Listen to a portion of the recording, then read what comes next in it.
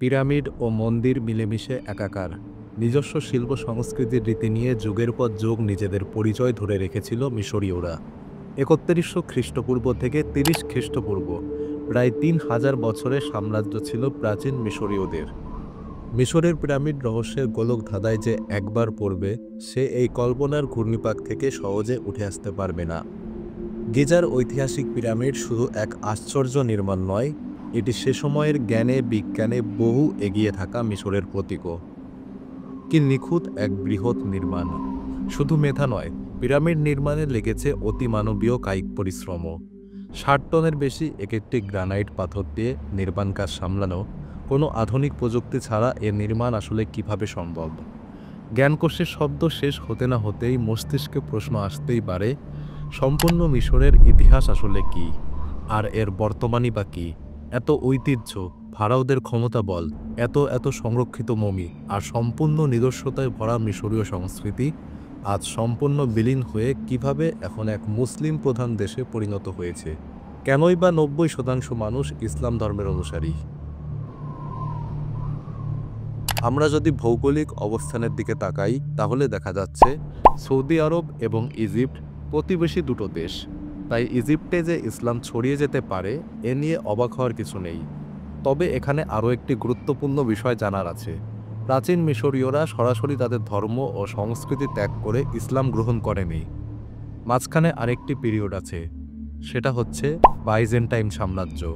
খ্রিস্টপূর্ব ৩০ সালে বাইজেন্টাইনরা মিশর দখল করে এবং তাদের শাসনামলে খ্রিস্টান ধর্মের প্রসার ঘটতে থাকে মিশরীয়দের মধ্যে। ৪র্থ শতাব্দী নাগাদ বেশিরভাগ মিশরীয় খ্রিস্টান ধর্মে কনভার্ট হন এবং মিশর হয়ে ওঠে খ্রিস্টান প্রধান দেশ। বাইজেন্টাইন বা পূর্ব রোমান সাম্রাজ্য স্থায়ী হয়েছিল ৭০০ বছর। বাইজেন্টাইন সাম্রাজ্যের পতন হয় ৬৪১ খ্রিস্টাব্দে। ৬৩৯ খ্রিস্টাব্দে মুসলিম জেনারেল ওমর ইবনে আল আস খলিফা উমর ইবনে আল খাত্তাবের শাসনামলে রাশেদুন খিলাফতের সেনাবাহিনীকে মিশরে নেতৃত্ব দিয়েছিলেন। প্রায় ৩ বছরের মতো সময় লেগেছিল বাইজেন্টাইনদের হটিয়ে ইসলামী খিলাফত প্রতিষ্ঠা করতে। ৬৪২ খ্রিস্টাব্দে সম্পূর্ণভাবে ইসলামী শাসন শুরু হয় মিশরে। সে সময় মিশরের বেশিরভাগ জনগণ ছিলেন কপটিক অর্থোডক্স সম্প্রদায়ের খ্রিস্টান। কাজেই তাদের ধর্মান্তরিত করতে বেশ বেগ পেতে হয়েছে। মুসলিম শাসকরা ধর্মান্তরিত করতে জোর করেননি, কিন্তু অমুসলিমদের উপর জিজিয়া কর আরোপ করা হয়েছিল, যা সময়ের সাথে সাথে অনেককে ধর্মান্তরিত হতে উৎসাহিত করেছে। এই জিজিয়া কর নামক এক বিশেষ ট্যাক্স সিস্টেম অমুসলিমদের জন্য অভিশাপের মতো ছিল। এখানে জিজিয়া কর খুবই গুরুত্বপূর্ণ একটা বিষয়। ইসলামী জিজিয়া কর কি, এ ব্যাপারে সংক্ষেপে জানতে আমরা কোরআন ও তাফসিরের সাহায্য নেব। সূরা আত-তাওবায়ের ২৯ নম্বর আয়াতে জিজিয়া করের প্রসঙ্গ তোলা হয়েছে। চলুন আমরা এই আয়াতের বাংলা অনুবাদ দেখে নিই। তোমরা যুদ্ধ করো আহলে কিতাবের ওই লোকদের সাথে, যারা আল্লাহ রোজ হাসরে ঈমান রাখে না, আল্লাহ তার রসুল যা হারাম করে দিয়েছেন তা হারাম করে না এবং গ্রহণ করে না সত্য ধর্ম, যতক্ষণ না করজোড়ে তারা জিজিয়া প্রদান করে। জিজিয়া কর কি তা বোঝার জন্য আমরা তাফসিরে জালালাইয়ের ২য় খণ্ডে এর বর্ণনা পাব। জিজিয়া বলা হয় সে করকে যা কাফেরদের জীবনের বদলে আদায় করা হয়। জিজিয়া শব্দটি যা থেকে নিষ্পন্ন, অর্থাৎ তুমি মৃত্যুদণ্ডের উপযুক্ত অপরাধী ব্যক্তি, কিন্তু তোমাকে এ সুযোগ দেওয়া হচ্ছে যে তোমার উপরে দণ্ড জারি হচ্ছে না এবং দারুল ইসলামে নিরাপত্তার সঙ্গে অবস্থানের অনুমতি দেওয়া হয়েছে। তোমাকে হত্যাও করা হয়নি এবং তোমাকে গোলামও বানানো হয়নি। যেভাবে মুক্তিপণ আদায় করলে মৃত্যুদণ্ড বাতিল হয়ে যায়, ঠিক তেমনিভাবে জিজিয়া আদায় করলেও হত্যার বিধান কার্যকর হয় না। নিঃসন্দেহে এটি খুবই ঘৃণিত একটা বিষয়। এই ট্যাক্স সিস্টেমের পেছনে যেই কারণেই থাকুক না কেন, জীবনের বদলে কর কখনোই কোনো আদর্শ বিচার ব্যবস্থার অংশ হতে পারে না। এরপর মিশরে আসে ইসলামী রাজবংশ, ফলে ইসলামীয় সংস্কৃতির ব্যাপক বিকাশ দেখা যায়। উমাইয়া, আব্বাসীয়, ফাতেমীয়, আইয়ুবীয় অর্থাৎ সালাহ আল-দিনের অধীনে যারা ছিলেন, এবং মমলুক সহ বিভিন্ন ইসলামী রাজবংশ মিশরে শাসন করেছিল। বিশেষ করে মমলুকরা বেশ প্রভাবশালী ছিল।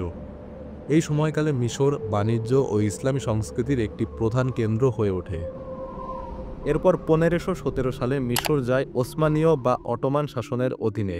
প্রায় ৩৫০ বছর ধরে অটোমান সাম্রাজ্যের অধীনে ছিল মিশর।